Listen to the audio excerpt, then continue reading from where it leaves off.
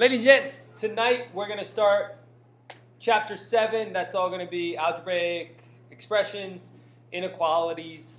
So let's start breaking some of this information down. The first thing we need to understand is the difference between an equation and an expression. An equation we've talked about in class it looks like it has an equal sign in the spelling, so therefore you want an equal sign in that problem. Whereas an expression doesn't have that EQ section that looks like equal, so that's not going to have an equal sign. Let me show you an example. Hopefully it clarifies this.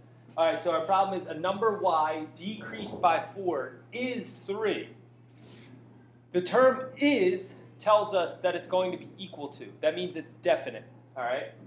If we have a number y, that's our variable. Decreased is subtraction. If we said increased, that would mean addition, but because we're decreasing it, it goes down, we take away. So a number y, decreased subtraction, by 4 is 3. All right? Now, once again, this is an equation. And we're looking at the front part of this, looks like equal. An expression, on the other hand, would be this, y minus 4.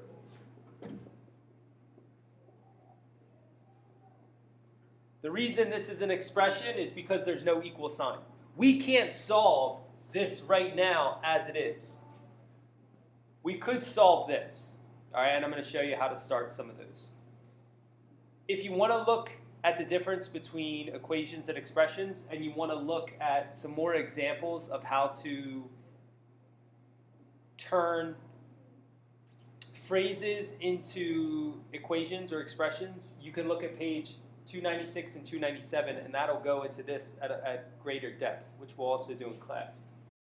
So if we take a look at this example, or if we take a look at this, solve for x, we're looking at pages 302 to 304. So here's the example that I'm going to use. Let's just go y minus 2 equals 5. Now we know mentally we could do 7 minus 2 equals 5. But if we wanted to actually solve this, we could do what's called the inverse operation. So the opposite of subtraction is addition. So we're going to add 2 on this side. Whatever we do to one side of the equation, we have to do the exact same thing to the other. So we're going to add 2 on this side, and we get y equals 7, which we knew mentally. We figured that out. All right. Now let's take another example. Let's take one with addition, and let's say we have x plus 2 equals 3.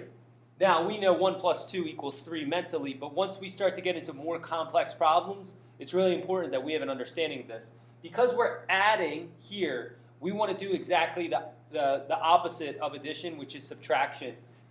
We're going to subtract 2. That's going to negate that. It's going to get rid of those 2 positives.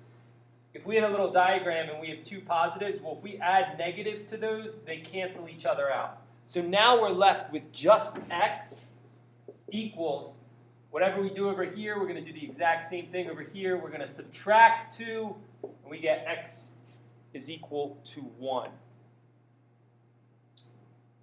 Alrighty, try some of the problems here on this Edpuzzle.